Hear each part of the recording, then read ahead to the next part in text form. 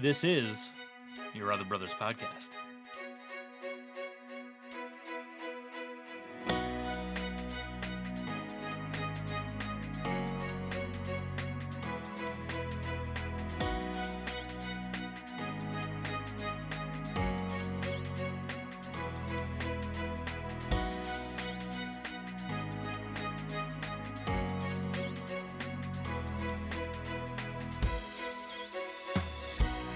Welcome, friends, to Your Other Brothers Podcast, navigating faith, homosexuality, and masculinity together. From the Jewel of the Blue Ridge, my name is Tom. I'm so glad you're here.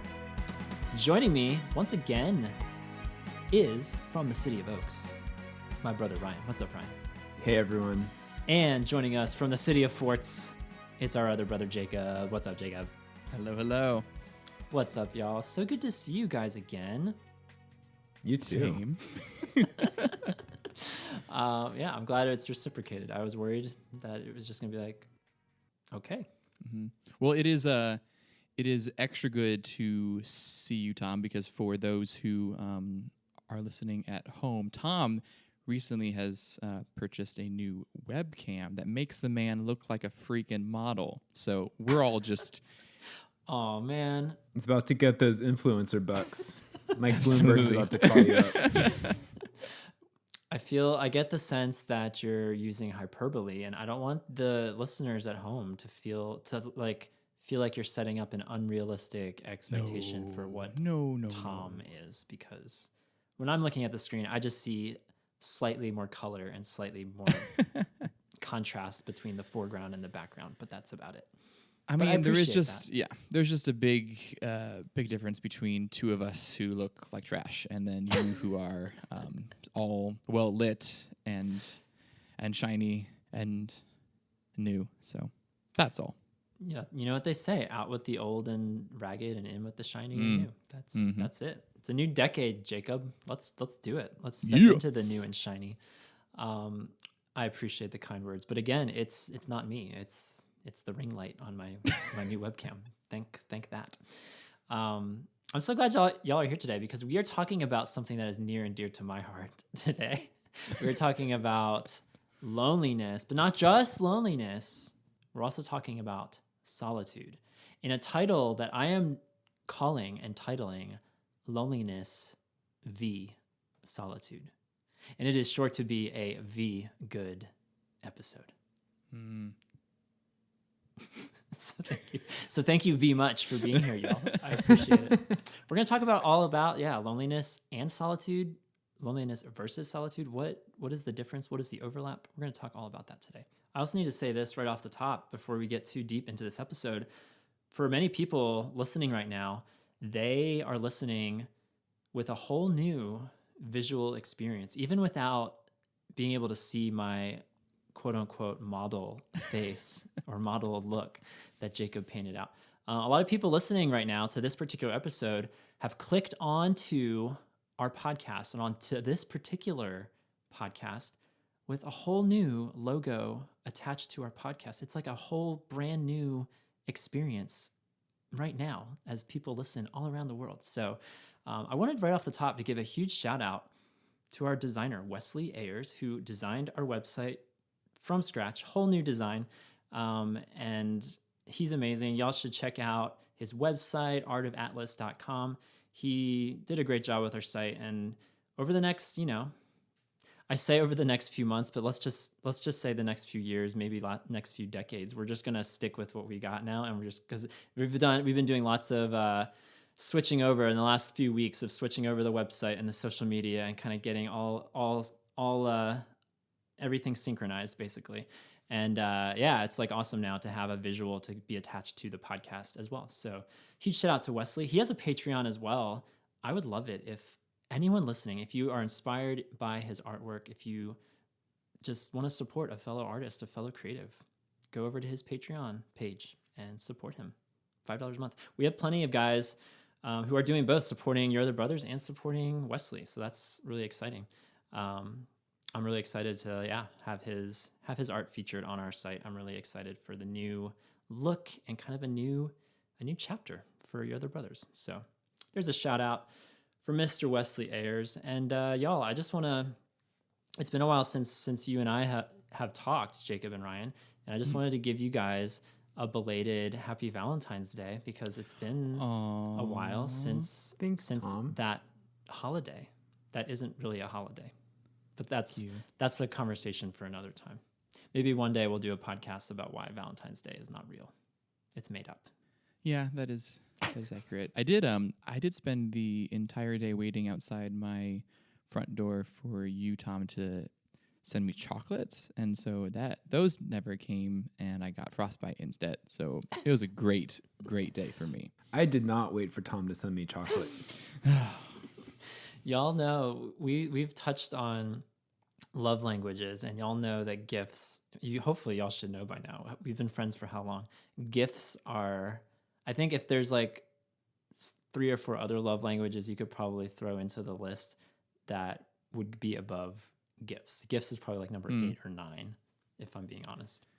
But well, you also didn't spend time with me or touch me or give me words of affirmation or do anything for me. So no, but remember, what's I'm your other excuse? Your dishwasher whenever That's right. I come Sorry. visit, Sorry. so You're right. You gotta be patient. You're for right. that. I know. You're right. Yeah. I'm sorry. I take it all back. Right.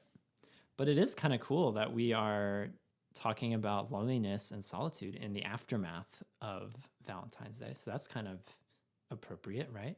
The bloody aftermath. The bloody aftermath. Yes.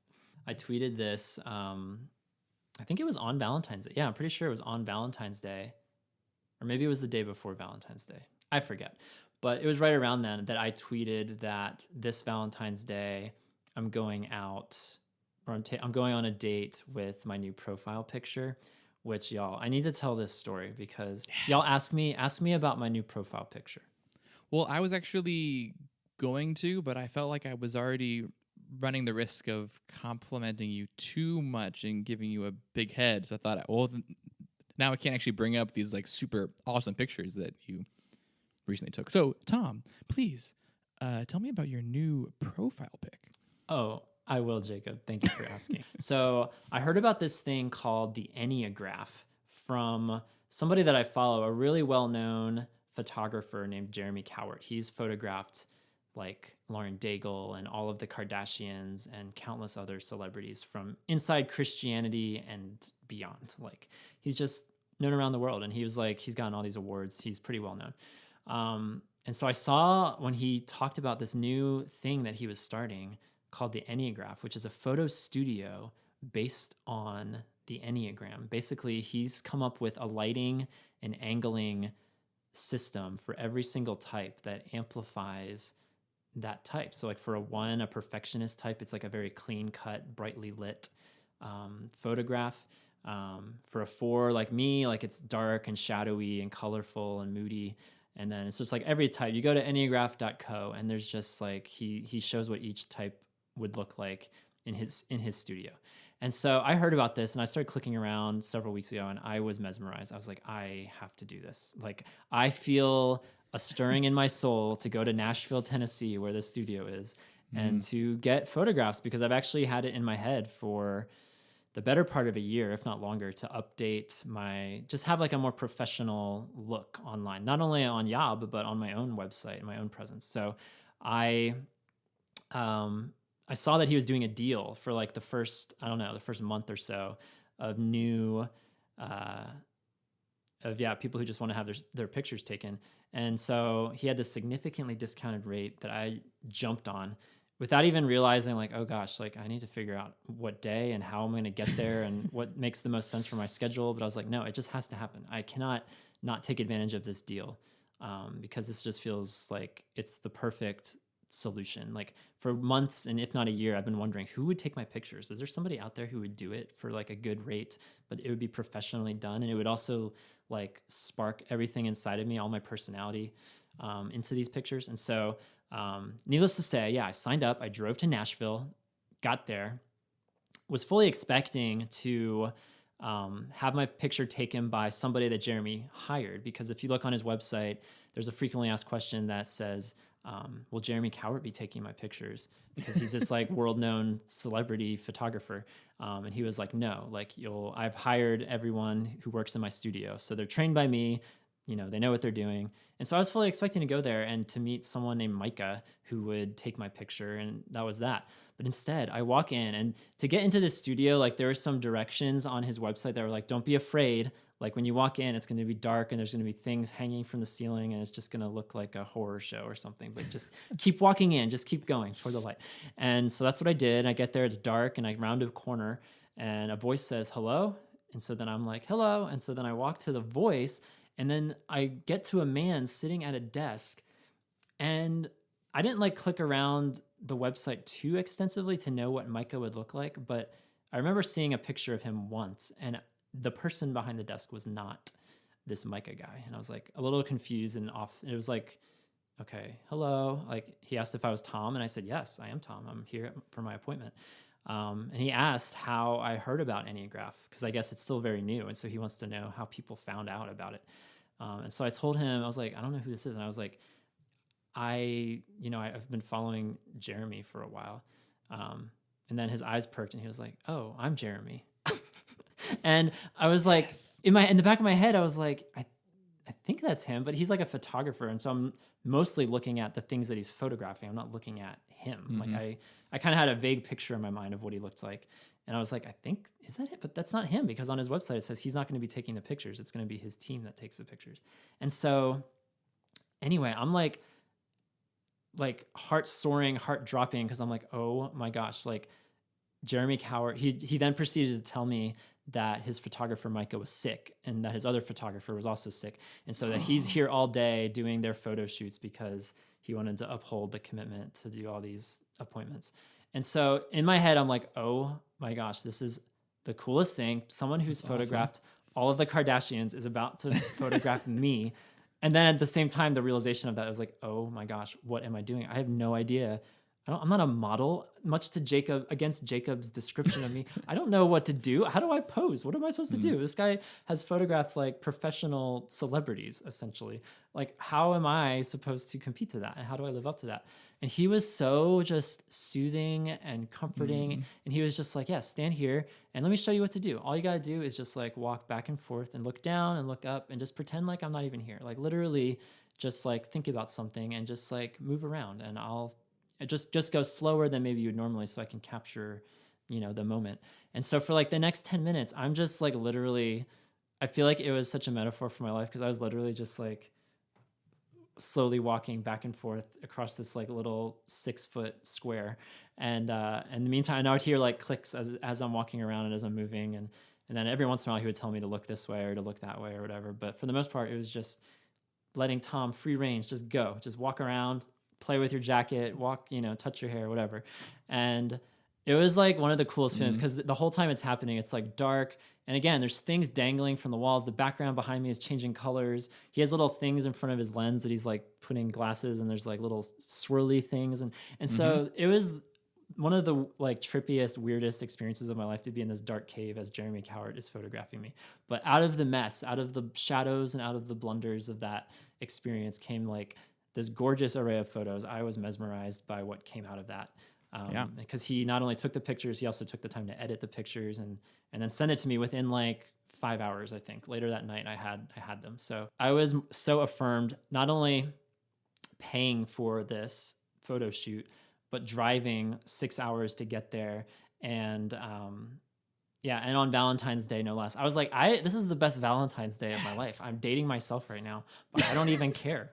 Like I feel like this is worthy investments all around, for the travel, for just the inspiration. And now I feel just more professional. I feel like more legit than I've ever felt. And I'm riding this wave of positivity and confidence, and it's unparalleled, y'all. Wow. What do I do? I want to keep this feeling rolling. I love it. That's awesome. I love that story, and I'm glad you did that for yourself, Tom. And I'm looking at the website, and I think of all of the types, like if I'm going to go that far, I'm just going to pretend I'm a 4, because those are the best pictures. Like I'm looking, I hate to say it, but like the type 9 pictures just look very live, laugh, love, Like if I want those pictures, I'll just get my friend who does wedding pictures in Raleigh to take them. Yeah. I think it's also funny the 6 just look like class pictures, which is kind of fitting. Yeah. Yeah, I think I would either want the 4 or the 7 also has some the really 7 cool the unique 7 things. looks exhausting though. Because the Typical. Like keep smiling and laughing and jumping in the air. Yeah. so much energy. Like the con would be up like in 5 minutes. He'd be like, "You're not a 7, are you?" You're not a 7. Like, no, I'm a 9. Yeah. He's like, "To the natural light with you." To the natural light. Because the ones for the 2 look very similar to the 9, except for it's just everything's yellow. It's just everything's. Do you, Tom, have because you have gone through this process, do you get any kind of if you refer a friend, they get some kind of discount on their shoot? As I'm currently planning a trip to Nashville to go get my pictures taken. I wonder. I'll have to look into that. But it was just really cool, not only for the photo shoot, but there's also it's a story component to the studio as well. So that on their social media, on their Instagram, they're featuring all the pictures for everyone that wants to participate. Not only he puts up one of their photos, but then he also asked for a 4 to 5 paragraph description of your type, and he gave some prompts of that. And so it was really cool to just to not only do this for myself, and to put my story out there, but then to read other people's stories and see their pictures. And I was just sold right away. Brilliant marketing, beautiful web design. I was just I have to do this. Literally, my soul would not let me refuse. And so that's all, y'all. I know I've talked for so long to open this episode, or whatever this has made onto the YOBaLOGUE, whatever. I had to get it out of my soul. I had to share it with you guys. Those are excellent things. Yeah. So what did y'all do for Valentine's Day? Big shout out to everyone listening, and everyone who's given us a rating review on Apple Podcasts.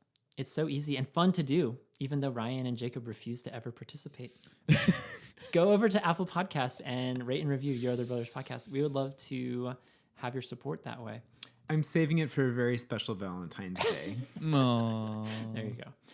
We were joking that maybe you would be the 100th one, but now that you've missed that boat, maybe you'll be the 200th or 1,000th review. Who knows? Yeah, I'm gonna wait until I can be number 1,000. 1,000, that actually that's feels then worth my time. But at this point, it's also a little bit weird to sort of review yourself. Be like, you guys are my favorite. You're doing excellent work. You use especially an alias and lie that one to who everyone. sings.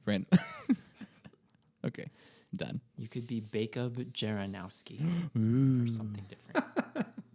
Or you could pretend to be your brother. I'm sure he wouldn't mind. Just use his name. Hasn't he written something? Hasn't he written I don't know. Nate, calling out Nate now. If you're listening now, go write a review and tell me that you. I'm not gonna guilt trip your brother, but I have written his podcast a rating review, so I'm just saying. I also did, but in my review, I complimented the episode that I was on. So if you've done that for his podcast, why can't you do that for ours? I know it feels different. Oh my gosh. Don't know. Whatever. Don't let Jacob or Ryan get you down, listeners. If you feel the spirit leads you to lead a podcast rating review, please do. We would love it. Also, big thanks to all of our Patreon supporters. This podcast is possible thanks to them. And we have some questions that we're going to be talking about today that come from our Yobbers group on Facebook. Big shout out to our Yobbers. Thanks, y'all, for supporting Yob. Go over to patreon.com/yourotherbros if you want to get in on the action alongside 100. I just checked today, 184 other people around the world. So many people. And they're all amazing people. That's the thing. Thank you, amazing people. And before we get to this episode, huge shout out to our episode sponsor. Y'all, this is crazy because when they heard we were talking about loneliness, solitude, Chocolate jumped in pretty quickly and was like, yeah, we will support you. Chocolate is here for you in your loneliness and your solitude, whatever you want to call it. And then in the 11th hour, we got a request for sponsorship from Caves. And so then I was wondering, why turn away two good things? And the more that we let it linger and the more both parties communicated with each other, the more they not only want to support the show individually, but they also want to partner together And so this episode is not only brought to you by chocolate, not only brought to you by caves, but brought to you by Chocolate Caves, a cave of chocolate just for you. They are sponsoring this You show. should see my face lighting up right now. Did you get a new ring light webcam? Wow, look at that complexion. So thank you, Chocolate Caves, for sponsoring this episode of Your Other Brothers podcast. Go get you, or go get inside a chocolate cave. Or I guess you could get a chocolate cave, but then go inside and just stay in there a while. It's like an escape room, but you have to solve puzzles to not be kicked out. Right. The goal is to stay in as long as possible, not to escape. Exactly. So we're talking about loneliness v solitude. And this, I forgot to mention at the top, this comes from our YOBers group. Every once in a while, we put a poll in the group and we let the group decide what we're going to talk about next. We give them some choices. And this one was a fun, like, new reality show version of the poll because not only would the winner become the one that we talk about, obviously, but the loser gets exiled onto a rotation that won't see the light of day for years, probably. So I won't say what that topic is, but I know, Jacob, you in particular, I'm not sure what Ryan's thoughts on this topic were, but I know Jacob was very vocal against, maybe not against it, but was just like expressed some very strong reservations, I guess. So Sure. I mean, there was a certain measure of relief when I learned that it wouldn't be seeing the light of day. Behind the scenes, Jacob was messaging people in the lifetime. YOBers group like, please don't vote. Please for the vote other it ones." down. Yeah. Vote it down. They finished last, and who knows when we'll talk about this topic. It could literally be years, if ever we do. I don't know. But that's the stakes now. The stakes are you got to vote for your favorite, or it's going to get exiled with this one. So yeah, loneliness versus solitude. That was like far and away the favorite. It wasn't even close. This was a runaway train. This was like, this is the dominant one that people want to hear us talk about. So we're going to talk about it. In preparation for this podcast, I did a good old Google search, and I was quite amused when I looked up the definition of loneliness. Do y'all want to hear the definition of loneliness? So it had two definitions, and the way I interpreted it was like the second definition is like the actual correct, like literal definition, and the first one is like if a 4 wrote it. Is how I interpreted it. So the Google definition, the second definition was the quality of being unfrequented and remote, isolation. And then the first definition was loneliness, a sadness because one has no friends or company. And I was like, well, yes, I guess. That's kind of strong to say no friends, like just perpetually no friends, or just no friends in this moment, or what? Yeah. But yeah, someone who has no friends or company. Or company, because you can have friends but lack company. True. And you can have company and friends. Let's hang on that for a second. Let's dive into the nuance of this definition. And I didn't look up solitude because it was just a boring definition. We know what solitude is. Solitude is just the state of being solo, right? Alone, yeah. By yourself. No like emotions necessarily attached. It's just the reality that you're alone. Not necessarily feeling alone, because I guess that's a differentiation. Do y'all interpret these two words differently? I also wanted to gauge the room because we're all introverts in this room, are we not? Is that accurate? I am. Correct. Yeah. Yes. I have an extroverted perspective here that I'm going to bring in a second, but introverted perspective, what is like your feelings with these two words, loneliness and solitude? Do you have any negative connotations, positive connotations? Does it depend on the situation? I would say they're like very similar circumstances, but loneliness is when I'm unhappy about it, and solitude is when I'm happy about it. Solitude feels like when I say, "Oh, I'm gonna dedicate myself to solitude tonight," it feels like kind of a spiritual discipline or spiritual exercise. But when I say, "Oh, I'm feeling lonely," that's something that I wish would change or which was different or I don't find any value in. Yeah, to kind of echo that, I think that for solitude, there's this kind of intentional purposefulness to it, in a positive way of something that I'm actively choosing, while loneliness is more outside of my control and something that's happening to me versus something that I have control over. That's an interesting way of putting it. So you choose solitude, but loneliness chooses you. Is that what you're basically saying? Yeah. Yeah. I think so. I wouldn't be shocked if by the end of this I have to edit some of that way of thinking, but like that is my sort of gut reaction to those two words. Yeah, I would say like solitude feels intentional to me. Like there's something that I'm doing there and I'm getting from it. Like I would push back, Tom, on your definition of solitude as just the plain neutral state of being alone. I would say that's just being alone. Solitude is like something you have built or created. Yeah. Yes. But the question is, if loneliness chooses you, can you create solitude out of that loneliness? Or are you like left to loneliness's whims and punching you or suffocating you or whatever brutal metaphor you want to use? That's I would. I feel like at our healthiest and in our most mature mindsets, I think that there are measures in which we can shape and reframe loneliness into slightly more positive pursuits of solitude. Yeah, I think it takes practice and it takes some like mental preparation ahead of time. For a long time, I kind of practiced solitude as a discipline where like the loneliest time of the week for me was Monday nights, and I would just get so down on myself and my situation and be really sad that no one was available to spend time with on a Monday night, because who hangs out on Monday night, right? And I decided to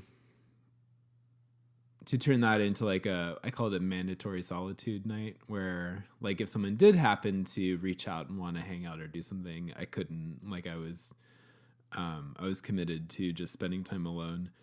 And I would read probably like a fantasy novel and sit in my office with the door closed and have my phone on airplane mode and like light a nice candle and just kind of like claim that time and protect that time as, hey, I'm going to be alone and I'm going to enjoy it. And I think there was something about like planning that ahead of time as a weekly thing and protecting it and declining other opportunities that made it feel, that kind of transformed it from loneliness to solitude, that made it feel valuable, that made me realize how it was feeding me and providing for me.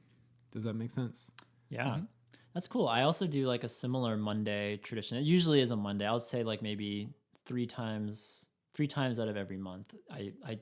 I'm getting better at making it happen, but I usually, will take Monday nights to like treat that as my sacred writing time. And so usually what that means is I go to one of the like 2 late night coffee shops. When I say late night, like they're open till 10 or something, which is not late enough for me. But I'll go out to these coffee shops and it'll just be me out there and I'll blog something. It'll just be a kind of chance that I'm not doing anything YOB related. I'm not replying to texts. I'm not doing anything like super social. I'm just focusing on, on just a task before me, enjoying the night out, because I, will generally work on YOB related things throughout the day. And so it's kind of nice to just have one night a week where I go out and do something for me and just treat that as sacred or semi-sacred. And I want to do a better job of like crafting those times, because it's so easy to just like, to have interference happen from all angles, from our phones, from our families, our friends, our internet, and then our real life interactions with people face to face and wherever we live. So it is nice to have that sculpted out. It is definitely a discipline to do. I was curious though, because I wanted to hear what y'all had to say about loneliness and solitude, but then I also wanted to hear from an extrovert, and I wanted to see if there was an extroverted perspective. So I reached out to Dean, who is by large far and away an extrovert. He loves being around people, and I just asked him some questions about loneliness and solitude. So he's not here today, but I wanted to read his response. For all the extroverts listening, which I know is like 5% of our audience, but that's fine. Y'all will have something to chew on now. well, as the three introverts, we'll then talk about loneliness for the rest of the episode. But Dean says this: I personally love solitude. And he put love in all capital letters. I also meant to say big shout out and thank you to Dean for taking the time to write this for me today. I appreciate it. But he said, now I keep it balanced. For me, being around people energizes me. However, I've learned that it's possible to overcharge myself like a phone battery. I take solitude both when it comes naturally and when I make it happen. Often a car ride for me will be without music, so I can have 15 minutes or so of just quiet time. Other times I'll seek out sitting in silence alone for a half hour or so, turning off my phone or putting it out of reach. Because I have worked to be intentional about solitude, I can handle a lot more than I used to. I've gone days at a time, mostly alone, and been okay. And then I asked him if, like, as an introvert, I asked him the question, like, do you think it takes you quicker to be lonelier if you feed off of people more than I need to feed off of people? Do you think you get lonelier quicker than me? And his answer to that was, I don't know that I'd say I get lonelier faster than an introvert. I think I just need people at more regular intervals. To me, solitude doesn't equal loneliness because I don't believe being alone is the same as loneliness. Alone just means no one is physically around me. Loneliness means I feel a loss of connection from others. Mm-hmm. So I'll have more to say from Dean the deeper we go into this conversation, but that's an extroverted perspective, because I legitimately wonder about extroverts. Like, I don't understand them. Like, how can they be around? Why do they want to go to a party? That sounds the worst. I don't want to go to a party. I don't want to be around more than 2 people at a time. That sounds awful. And yet he talks about his love for solitude. And I think that sounds super healthy and good for anybody. But especially for extroverts who maybe they get tricked into thinking that they need to be around people all the time. But like, no, you need to be alone too. And you need to like sculpt out time for yourself. And so it's cool to like hear his perspective on that. And I like what he said about how, loneliness isn't just the state of being alone. It's a lack of connection. Because I think it's something that we all kind of like know about loneliness, is that you can be super lonely in a crowded room. Like, it's not really about who's around you or how many people are around you. It's about how or whether you're connecting with them. And I would actually argue that to experience a sense of loneliness when you do have other people around you, I think that's almost worse, because I think there's this like sense of like there's something wrong with me that I'm feeling lonely even when I do have people that I'm with. Yeah, been there. And I think a mistake that I tend to make in my loneliness is trying to fix it with being around people, when I think really maybe it would help more to have some kind of cultivated high quality solitude time. And I want to say that helps me connect with others better later on, which then is kind of more of a better aid to loneliness, if that makes sense. And to give some people some context, maybe I didn't do a good job setting up where this conversation is going at the beginning, because we are a community, a podcast, talking about these issues of faith, sexuality, and masculinity. And so maybe you're listening to the first 15 minutes of this conversation, you're like, okay, what does this have to do with any of that? Like, okay, I get introverts and extroverts, humanity, personality types. We like to talk about all that stuff too. But as this conversation goes on, I'd like to dive into the concept of, and y'all can be pondering this since I forgot to text you earlier about what we're talking about, the concept of have you felt lonely with regard to your sexuality? Is that like a component of loneliness to start to kind of like siphon the conversation toward those 3 topics? We're already starting to talk about discipline, spiritual discipline. So we're already starting to kind of scratch the surface of the faith component as far as spirituality and the practice of solitude. But yeah, that's where the conversation is going, that hopefully by the end of this episode, we've gotten there. That's the goal, right?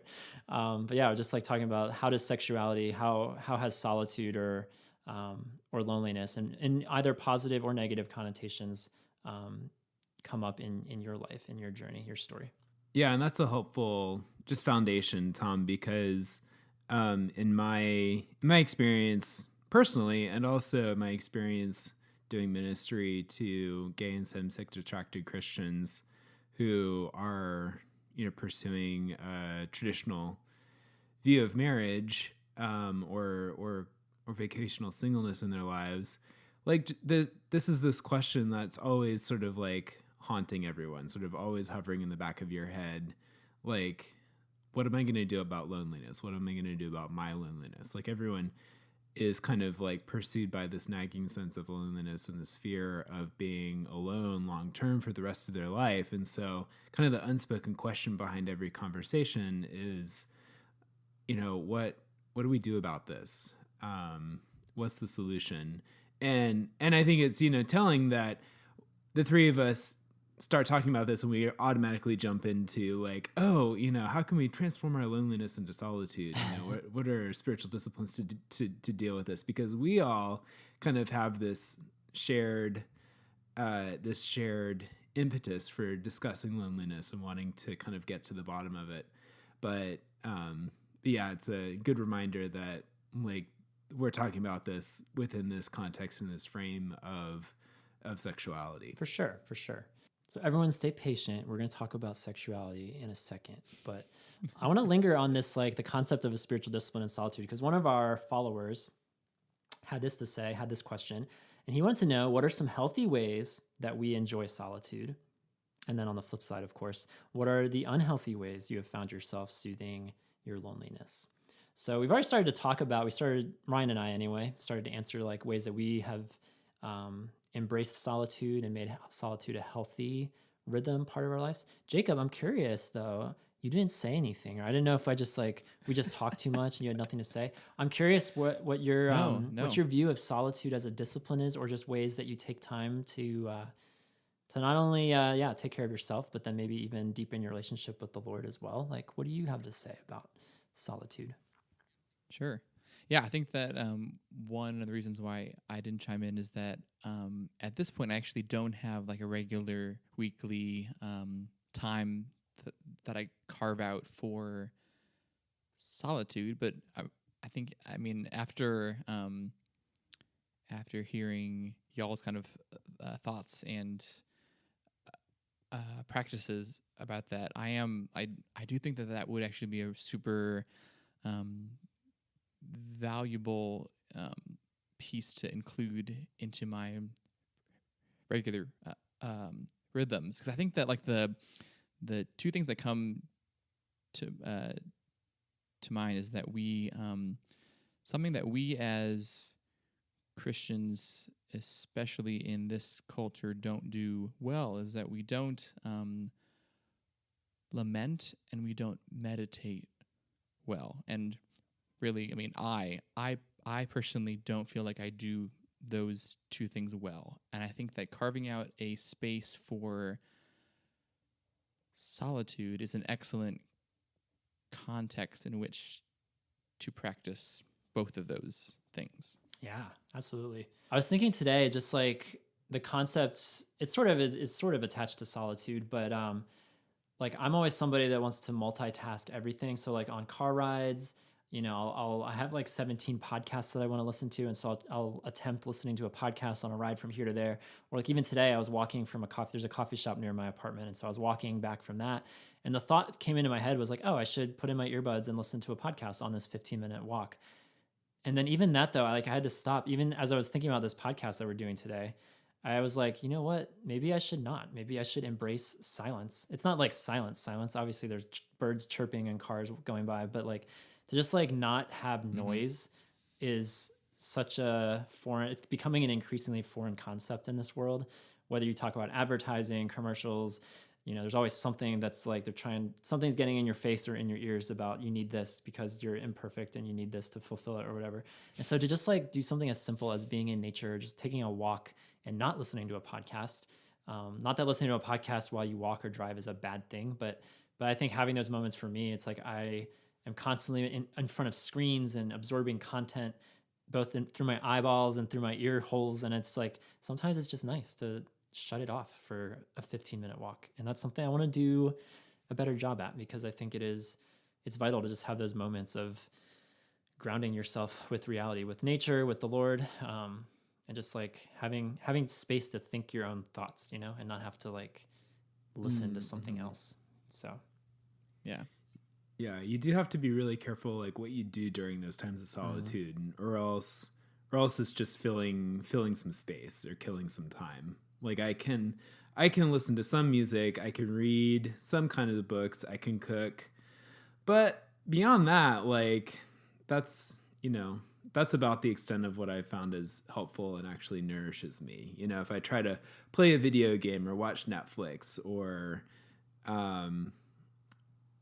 exercise, like it's not giving me what I need from solitude.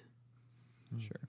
And I think that one of the challenges for me is that because I have lived alone for almost 2 years now, there is a lot of time that I spend by myself, but that doesn't mean that I'm spending a lot of time in intentional solitude that is with the purpose of nourishing and feeding my own soul. And so I think I think that I can sort of lie to myself of like, well, like I don't really need that because, I spent the whole day by myself. But there is there is a difference with like how we're choosing to spend that time by ourselves. And I think, a big piece I know for me is just like feeling so connected to my phone, which of course connects me to 1,000 other things. Just having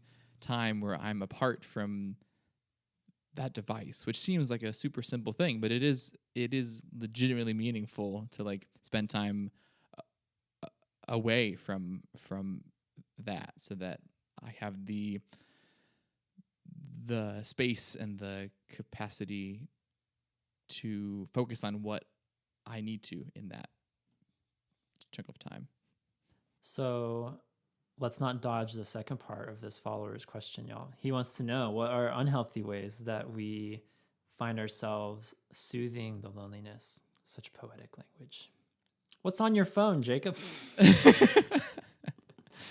Yeah, I think that there's a whole host of things. Brian mentioned Netflix, and Netflix binging has become a super trendy, culturally hot thing of like, yeah, that's fine. That's good for your heart and for your mind and soul. Like, please, spend 8 hours watching TV, which I've spent way too much time in one chunk. We talked in the last episode about porn, and I think that if a part of our definition of loneliness is a lack of connection, one of the things that pornography promises is a sense of connection, and so that's a very unhealthy way to deal with feeling lonely. Yeah, I'll confess I've used alcohol to kind of like numb that pain or sadness or disappointment. And I think it's a tricky thing. Like, sometimes when I was doing really good with my Monday night solitudes, that would involve like a little drink to drink while I'm reading my book. And that was like a delightful, wonderful time. But then sometimes, like I was not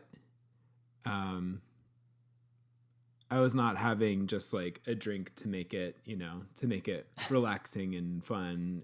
It was definitely to like kind of numb something. Oh, so I was going to mention, so Jacob, you live alone. I live alone. And for the most part, I've enjoyed it. I'll just speak from my experience. For the most part, I've enjoyed like creating my own space and creating my own rhythms. I think, has it been perfect? Absolutely not. There have been plenty of days where I feel incredibly lonely and where I feel, especially comparing it to previous chapters in my life, it kind of just feels like it's such a steep drop off from previous experiences I've had living with people.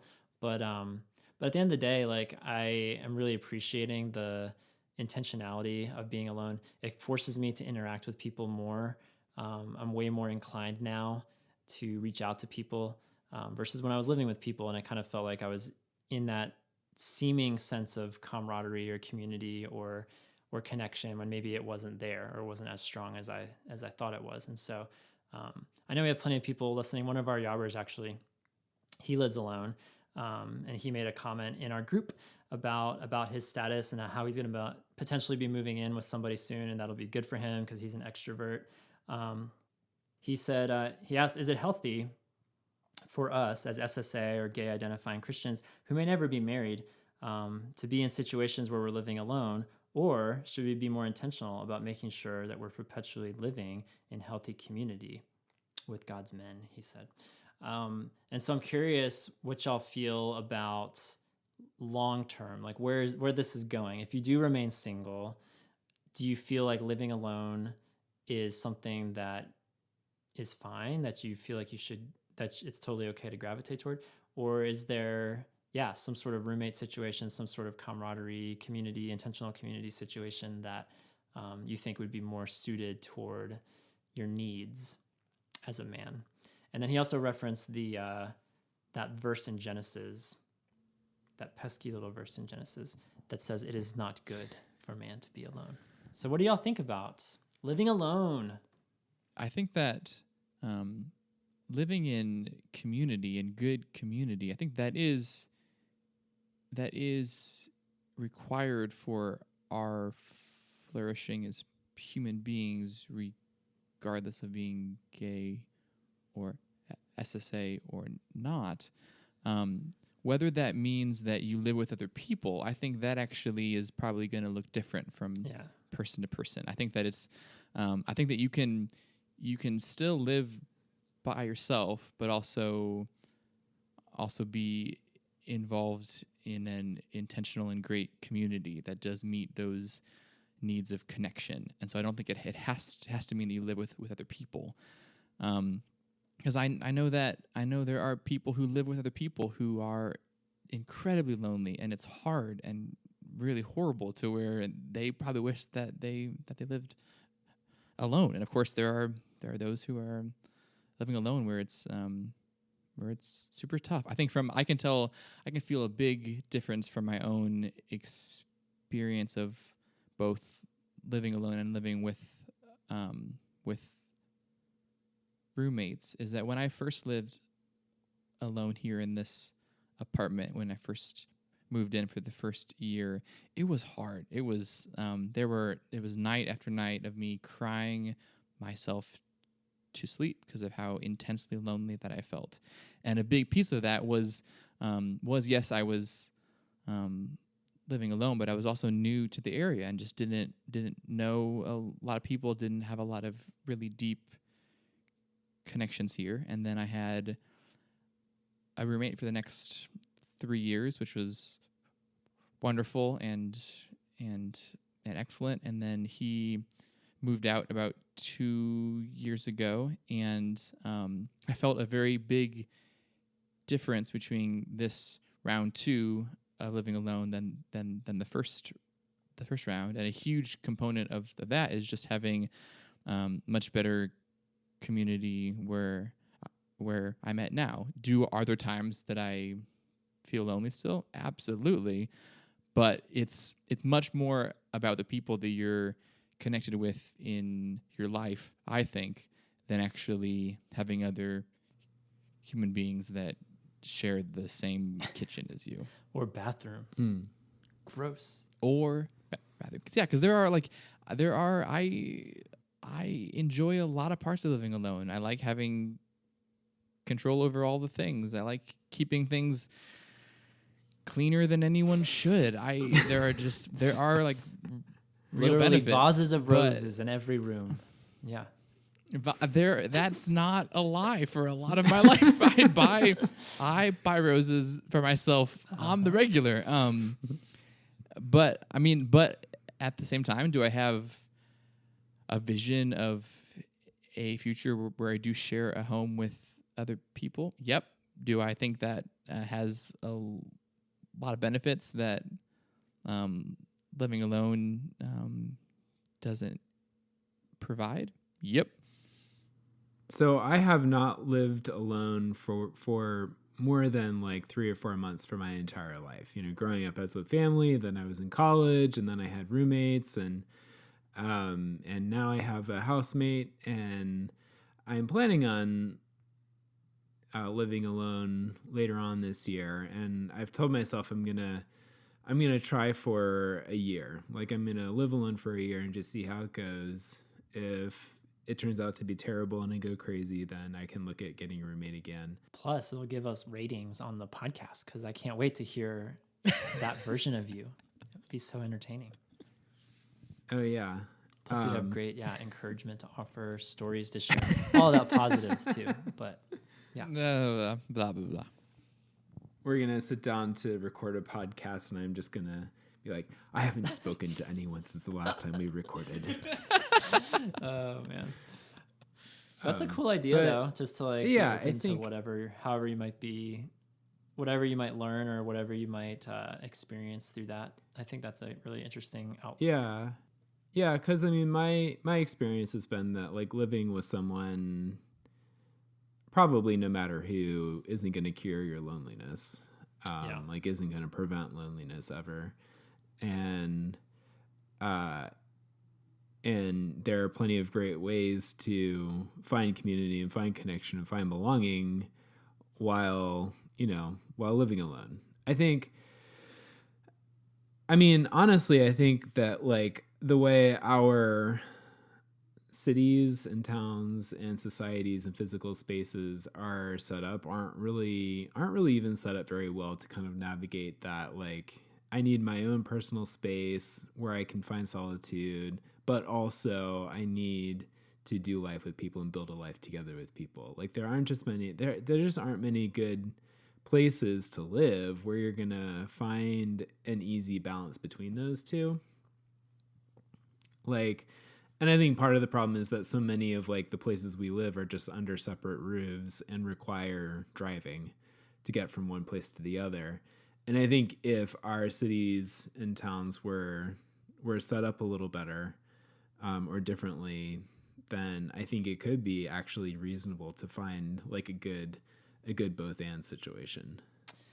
Yeah, both and. I definitely, if I'm going to be lonely, I would much rather be lonely living alone than living with people that spur that loneliness. And that maybe it's completely opposite for an extroverted person or even maybe another introvert for that matter. Maybe it's like different on a case-by-case basis. What's worse?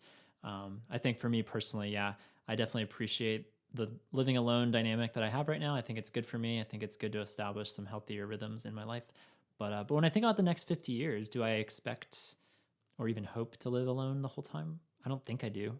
But I don't know. I'm open to seeing kind of what the current season offers, because right now I definitely feel like this is the right move for me, and maybe that changes a year from now, or 5 years from now, or 20 years from now. I don't know, but yeah, I think it's on a case by case basis. Like I said, when I'm living alone, I'm actually more inclined to reach out to people and be in community outside of my dwelling place. So that's just how I roll. I don't know if other people out there listening resonate with that, but yeah, my hope is that whether you live alone or with people, that you're still in good community, you're still in good connection with others, because we need that regardless. I think my ideal situation is like the Seinfeld apartment where like across the hall. Yeah. I live alone, but like my friends just let themselves in whenever. And we're totally cool because we're that close and that comfortable around each other. Or like I might even just get home and, hey, there's my friend in the living room, just like hanging out and like, cool. Hey, what's up, man?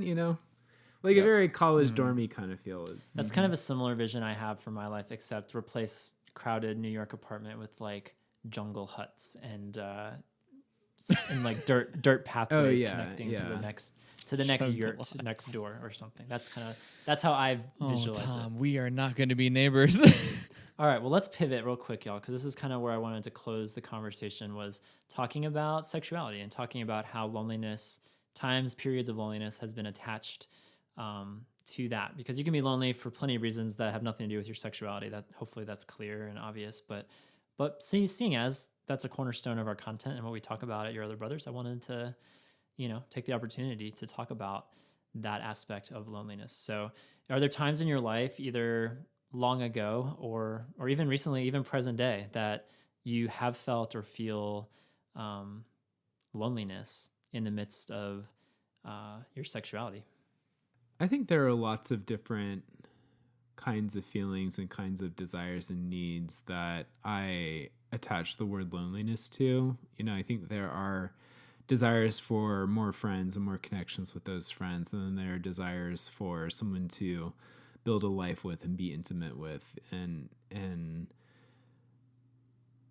I think that I do feel those desires to have what amounts to a husband, right? Like someone who will be mutually invested in relationship singularly, and committed to mutual pursuit. And yeah, so I think, if I'm honest, yeah, like that's something that I go through seasons of desiring greatly. And I think when I deal with that and have to tell myself that I am, that's not what I'm aiming for in my life. I have different goals in my life. Like the pain that comes from that, the kind of the sadness that comes from that, I tend to describe as loneliness. And I think that's a fair word to attach to it, I guess. But so yeah, I feel that. And I think that it can be tempting, since I call one thing loneliness and then I call that loneliness too. It can be tempting to try to rely on these friendships and community to sort of erase or take away or satisfy that other longing that I feel for, like I said, a husband. And then it can get really disappointing when it doesn't.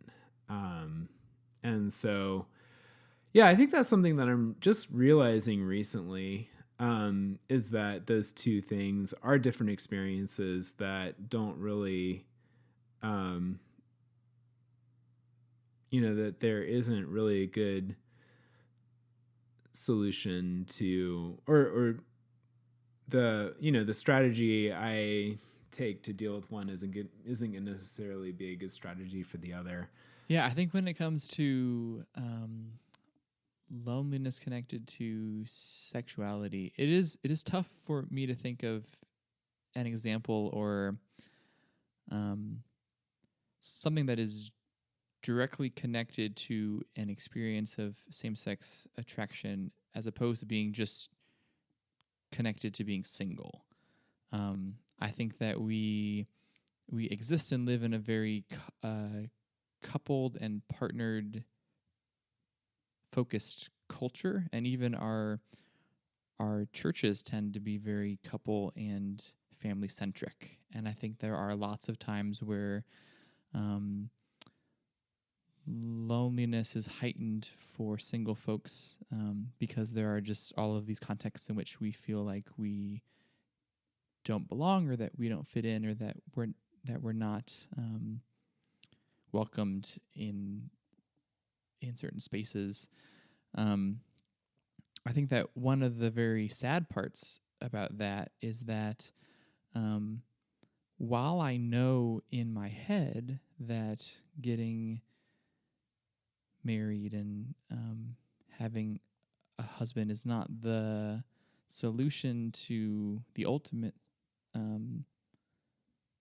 solution to feeling lonely, that does still seem to be the common message that I hear in sort of indirect ways. I say that because I've had times where I have shared an experience of feeling lonely, or feeling feeling that intense disconnect, that some of the hope or the encouragement that is offered by other people is, well, like maybe there's hope still that you'll find a wife, and that there is this still like perceived solution to, like, if you could just find a woman to marry, then you wouldn't feel lonely anymore.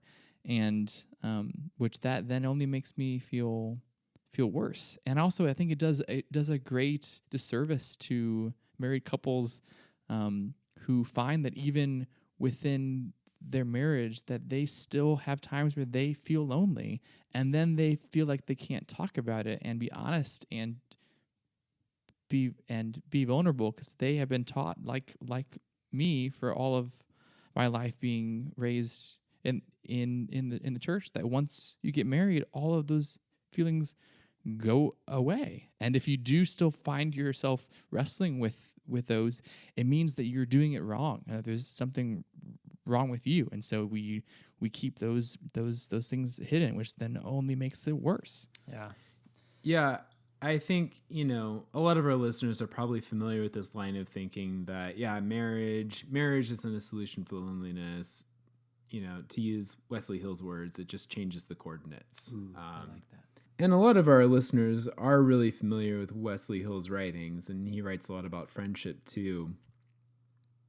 And he suggests that it would be good for us to sort of pursue friendship and invest in friendship with all the energy and resources that we would be, pursuing marriage with. And I don't think he ever actually says this, but I think the danger or the temptation is to then turn to friendships and say, oh, well, if I get the right friendships, if I invest enough in friendships, then that will solve my loneliness. And I think that runs into the same problem as people do with marriage, where marriage isn't going to sustain. Marriage can't take that weight. I don't think your friendships can either.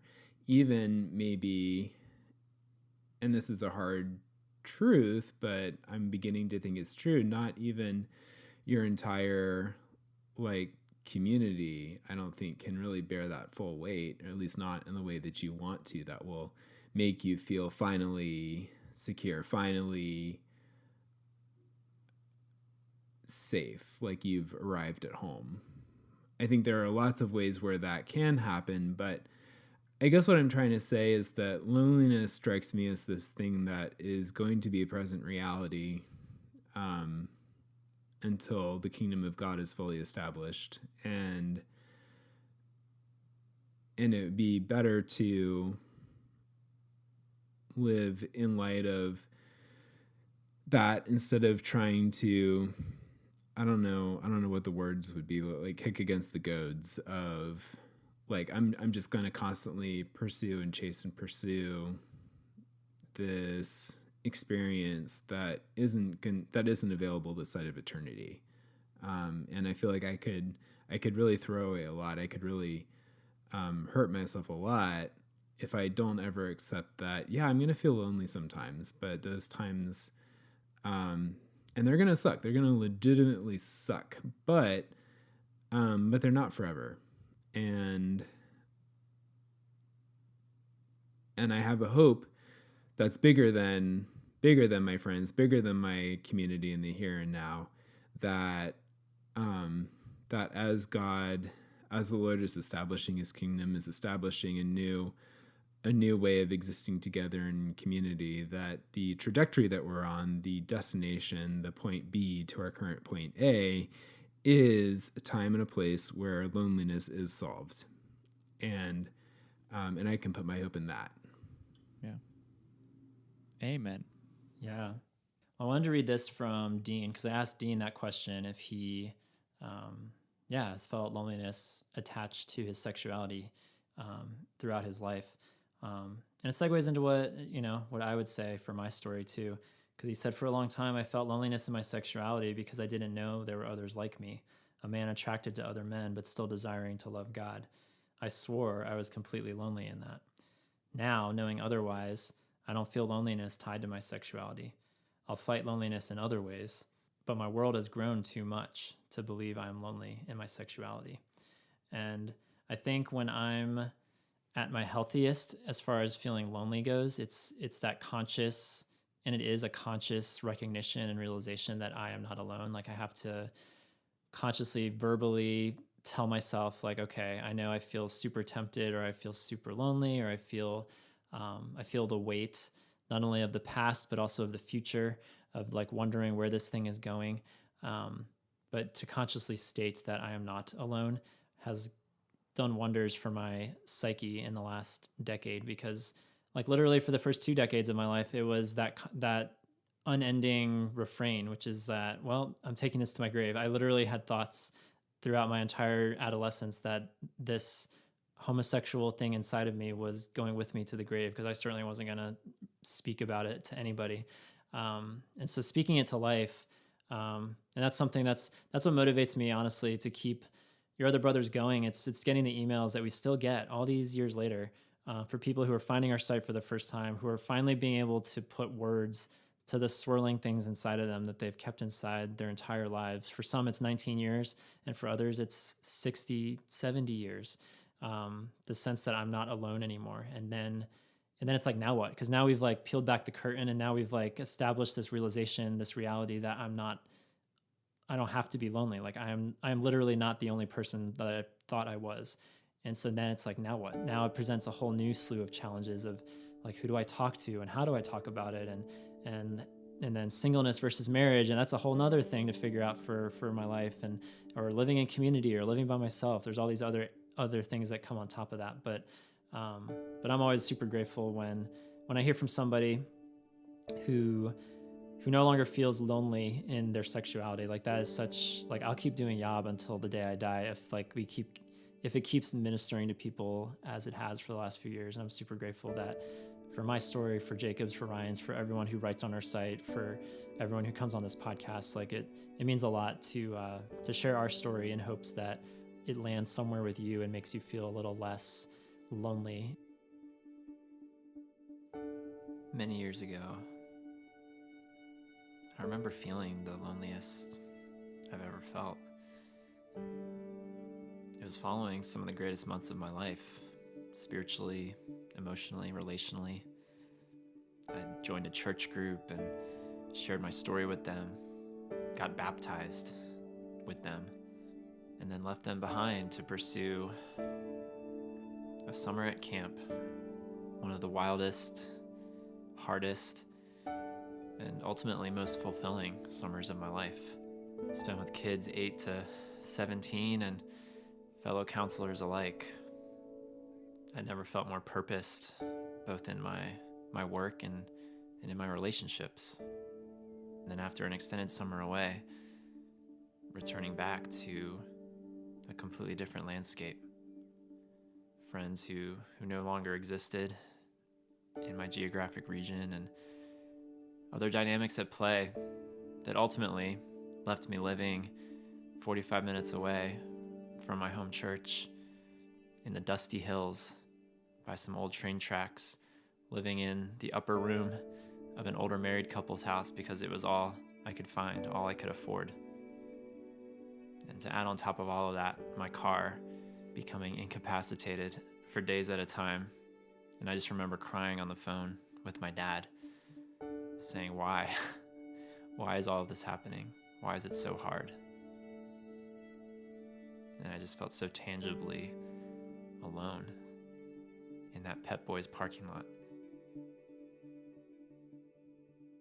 When I look at scripture, I'm constantly encouraged by the person of Jesus and by his example to seek out solitude time and time again. In the immediate aftermath of getting baptized, he fled everybody for 40 days in the wilderness. In the aftermath of his dear friend John's death, he fled.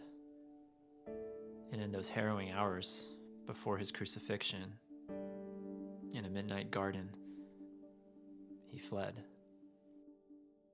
But scripture doesn't tell these stories as isolated instances.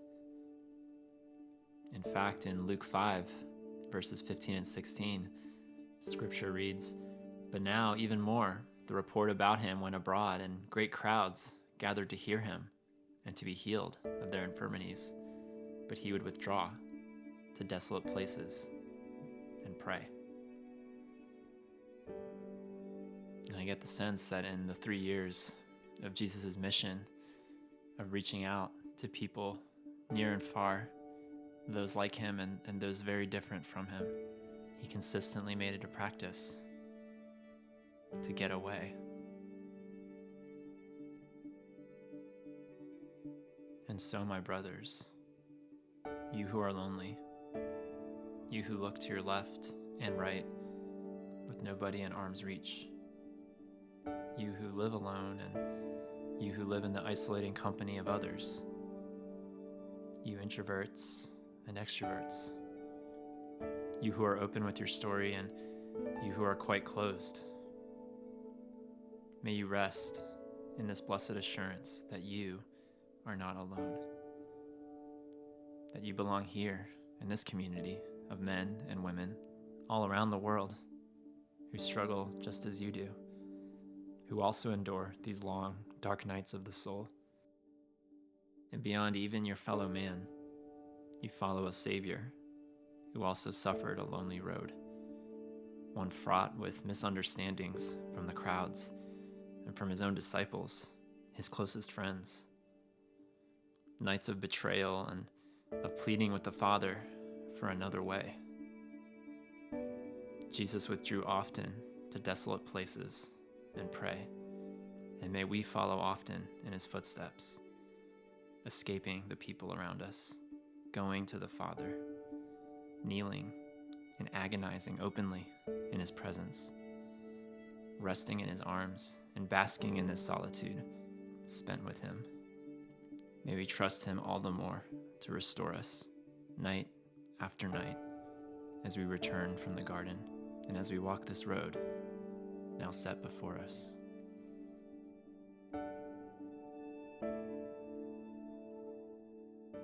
Well, guys, that was pretty great. I think that something that I've come to realize is that it has been a long time that I have felt what it's like to get to share these intimate things when it comes to my sexuality with others who also resonate. And so I think to have an opportunity to be a part of a ministry that can provide the hope to others that they are not alone, that is such a gift and a privilege to be able to be a part of that work. So I just find myself feeling super thankful to be able to be a part of this with some excellent brothers. Thanks, Jacob. It's awesome to have you and Ryan and the many other guys who contribute. Like, this is such a team effort. It's ridiculous. This thing is run by so many working parts. It's a humbling honor, I guess, to speak and to put word to the story out there, and yeah, and have some fun along the way, laugh and joke and be silly and probably inappropriate at times, but we're still learning, we're still growing up, and that's part of the process, right? This is a wonderful episode. I would love to hear everyone else's thoughts on the matter. As always, go to yourotherbrothers.com/podcast. Find the episode 58 post on loneliness v solitude. Who was victorious today? You decide. Tell us your loneliness v solitude stories. Do you partake in the practice or the discipline of solitude? Or is that something that you're pondering now that you've listened to this episode? I'd love to hear about that. And then, yeah, loneliness. As far as loneliness, particularly loneliness tied to your sexuality, if you have any particular experiences about that, I'd love to hear your story about that. So we always love it when our listeners share. It's awesome to have the two-way conversation. So y'all feel free, go to our website. It's newly designed by Wesley Ayers. You're going to love it. So please check it out. If you haven't visited our site in a while, it probably looks very different from what you remember. We would love to have your feedback on this episode, or for that matter, any episode. Go back to listen to episode 41 and tell us whatever we talked about that episode. We'd love to hear your thoughts there too. Yeah, and once again, a big shout out to Chocolate Caves. Oh my gosh, y'all. Once you're in, you never want to leave, which presents a host of other problems. Don't Google it. Host of other problems, but that's neither here nor there. Thank you, Chocolate Caves, for sponsoring this episode of the YOBcast. Thank you, Chocolate Caves. Your 72% cacao stalagmites and stalactites fill me with joy beyond reckoning. Wow, nice ad read. That was beautiful. Thank you. Chocolate Caves, don't trip on the almonds. Love you guys. Thanks for coming on and talking to us once again. For all your other brothers with a beautiful ring light complexion on my face. This is Tom. This is Ryan. And this is Jacob. Reminding you more than ever that you are not alone. Even the sparrow finds a home. See you next time, everybody. Bye. Bye, guys. Thanks for listening to Your Other Brothers podcast. Navigate more with us at yourotherbrothers.com and comment on this episode at yourotherbrothers.com/podcast. Subscribe to our show to never miss an episode. And if you enjoy what we do, consider rating and reviewing us on iTunes. You can follow us on Facebook, Twitter, and Instagram at Your Other Bros. If you'd like to further support our storytelling effort, consider becoming a Yobber. Yobbers pledge monthly and receive perks like calls with authors and other supporters, access to a secret Facebook group, and additional podcast content. Visit patreon.com/yourotherbros for more information. Don't miss our monthly bonus podcast on Patreon, the YOBaLOGUE, featuring responses to previous podcasts, content not featured in public episodes, calls from listeners, and more. Ask us a question or tell us a story by leaving us a message at 706-389-8009. If you're new to the show, we'd love to hear from you. You can email us at podcast@yourotherbrothers.com. You can also write us at Your Other Brothers, P.O. Box 843, Asheville, North Carolina 28802. Until we journey next time, we're glad you're with us.